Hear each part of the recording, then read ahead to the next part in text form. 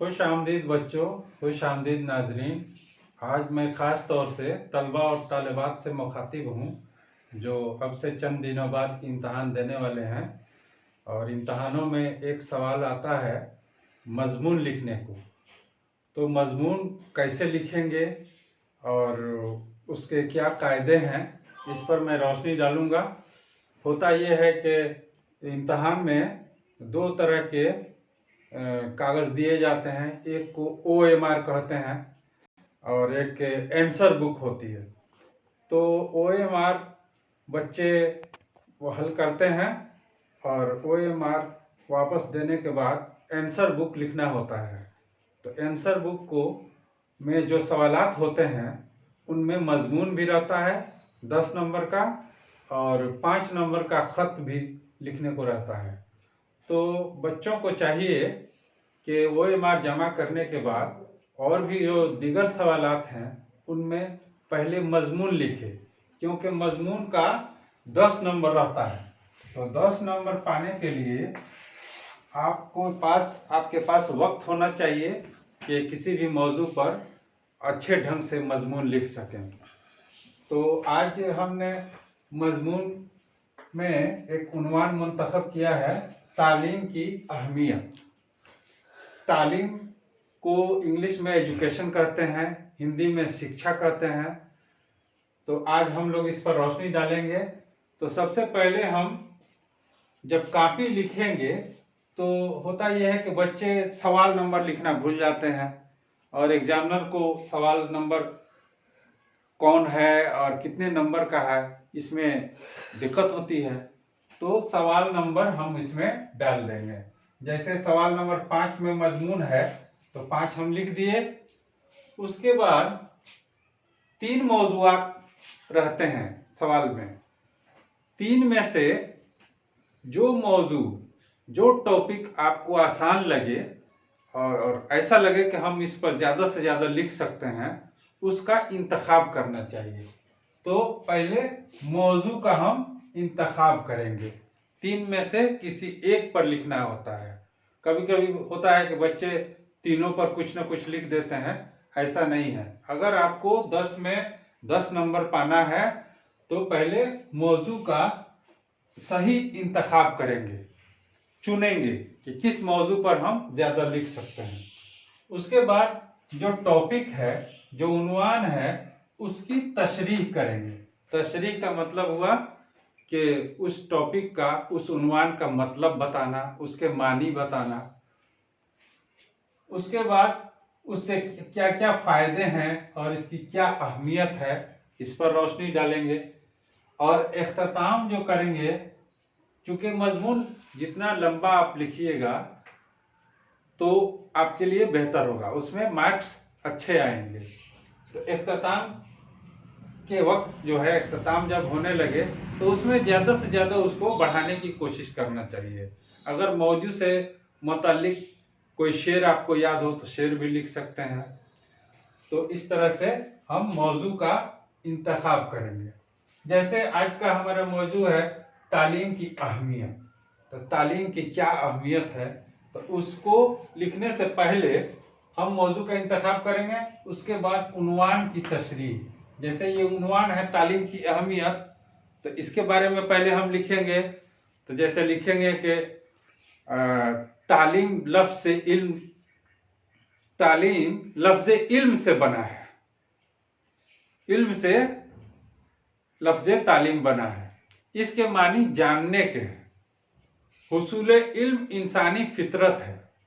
अब इल्म के बारे में हम लिखेंगे, तालीम के बारे में, कि तालीम एक रोशनी है, तालीम इंसान की तीसरी आंख है। जो चीज हमें 2 आंखों से नहीं दिखाई देती उसे हम इल्म की आंख से देख लेते हैं। तालीम हमें अंधेरे से उजाले की तरफ ले जाती है। तालीम एक ऐसी दौलत है जिसे न कोई छीन सकता है, न कोई चुरा सकता है। एक और खूबी है तालीम की कि इसको जितना खर्च किया जाए उतना ही बढ़ता है। तो इस तरह से हम मजमून को आगे बढ़ाएंगे। फिर उसके बाद हम लिखेंगे कि हसूल इल्म यानी इल्म हासिल करना इंसानी फितरत है। बच्चा माँ की गोद से ही इल्म सीखने लगता है। अगर माँ उसकी पढ़ी लिखी है, सलीकामंद है, तो बच्चे अपने आप फितरी तौर पर कुछ न कुछ उससे सीखते हैं।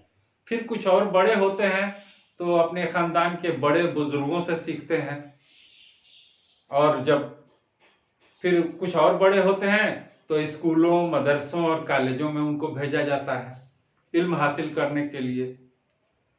फिर ये टॉपिक जब खत्म हो जाए तो हम पैराग्राफ भी चेंज करेंगे, और कुछ भी लिखना शुरू करेंगे तो पहले पैराग्राफ चेंज करके ही लिखा जाता है। फिर हम लिख सकते हैं कि मजहब इस्लाम में इल्म हासिल करना सब पर फर्ज करार दिया गया है। हमारे हुजूर सल्लल्लाहु अलैहि वसल्लम ने फरमाया था कि इल्म हासिल करने के लिए अगर तुमको मुल्क चीन भी जाना पड़े तो जाओ और इल्म हासिल कर लो। इससे मुराद इल्म दीन ही नहीं बल्कि दुनिया के तमाम उलूम आप दूसरी जगह जाकर सीख सकते हैं। अब इसके फायदे हमको लिखना है कि इससे क्या क्या फायदे हैं और इसकी क्यों अहमियत है। तो इसमें हम लिख सकते हैं कि इल्म हासिल करने से इंसान में अक्ल व शऊर पैदा होता है, कुव्वत फैसला आता है, जिंदगी जीने का सलीका आता है।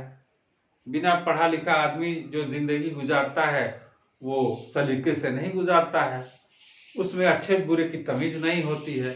एक तालीम याफ्ता इंसान में अच्छे बुरे की तमीज आ जाती है। तालीम याफ्ता इंसान की हर जगह कद्र होती है। तो इस तरह से ये तमाम बातें हम लिखेंगे, और जब इख्तिताम करने लगेंगे तो जब देखेंगे कि हमारे पास मवाद कम हो गया है तो कोई ना कोई पॉइंट चुनकर इंतखाब करके उसको डील करते जाएंगे। जैसे औरतों की तालीम पर कुछ लिख सकते हैं कि जिस तरह मर्दों पर इल्म हासिल करना फर्ज है उसी तरह औरतों पर है। लड़कियों का भी तालीम याफ्ता होना ज़रूरी है। और एक शेर भी लिख सकते हैं कि अकबर इलाहाबादी का एक शेर है कि तालीम लड़कियों को देनी ज़रूर है, लड़की जो बेपढ़ी है तो वह बेशऊर है। और ये भी कहा जाता है कि एक मर्द को तालीम देने से एक फर्द की तालीम होती है, और एक औरत को तालीम देने का मतलब हुआ कि एक पूरी नस्ल इंसानी को हम तालीम दे रहे हैं। तो इस तरह से इस मौजू को आप जितना बढ़ाएंगे उतना ही आज आपके लिए बेहतर होगा। अब मैं आपको कुछ जुमले तहरीर कर देता हूँ, चूँकि जो टॉपिक है उससे मुतालिक, ताकि आप उसको लिख भी सकें या स्क्रीनशॉट ले सकें। तो अब मैं लिख रहा हूँ मजमून।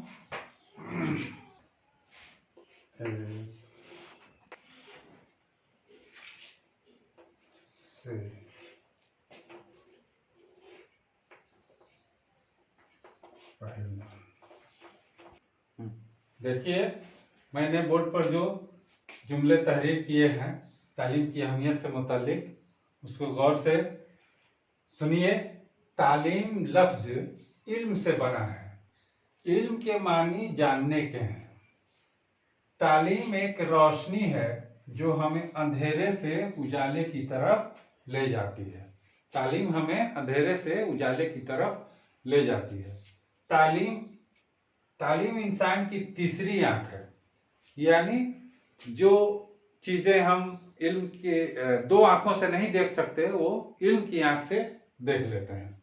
जो चीज हमें दो आंखों से दिखाई नहीं देती उसे हम इल्म की आंख से देख लेते हैं। इसलिए कहा गया है कि इल्म इंसानियत का जेवर है। तालीम याफ्ता इंसान जाहिरी तौर पर और बातनी तौर पर बहुत खूबसूरत दिखाई देता है, और उसकी गुफ्तार में भी लचक होती है। फिर देखिए, पैराग्राफ चेंज कर देंगे। इल्म एक ऐसी दौलत है जो ना कोई छीन सकता है ना कोई चुरा सकता है।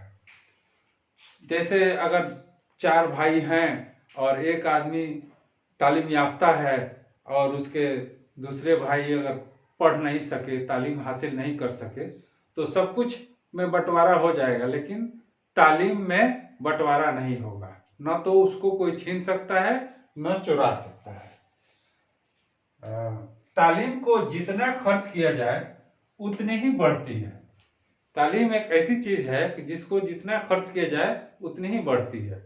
और देखा यह गया है कि तालिब इल्मी के ज़माने में जो बातें आदमी नहीं पढ़ता है, नहीं सीख पाता है, वो पढ़ाने के दौरान सीख लेता है।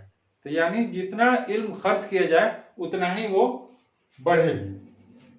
इल्म हासिल करने की कोई उम्र नहीं होती है, कोई उम्र नहीं होती है। बच्चा माँ की गोद से लेकर बुढ़ापे तक इल्म हासिल कर सकता है। बच्चा जब पैदा होता है तो माँ की गोद में ऑटोमेटिक वो कुछ न कुछ माँ से सीखता जाता है, और जब कुछ बड़ा होता है तो खानदान के बड़े बुजुर्गों से भी कुछ सीखता है।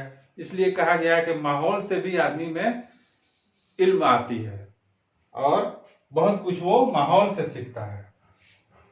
माँ का गोद बच्चे का पहला स्कूल है। सबसे पहले बच्चा तो माँ ही के इर्द गिर्द रहता है और माँ से सीखता है, और फिर उसके बाद अपने खानदान से सीखता है।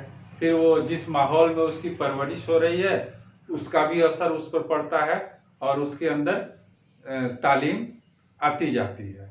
तो इस तरह से आप इसको याद कर लेंगे और इसको लिखेंगे भी। जो लोग चैनल को सब्सक्राइब नहीं किए हैं वो सब्सक्राइब करेंगे और इसको शेयर करेंगे ताकि ज़्यादा से ज़्यादा बच्चों को फायदा हो। खुदा हाफिज।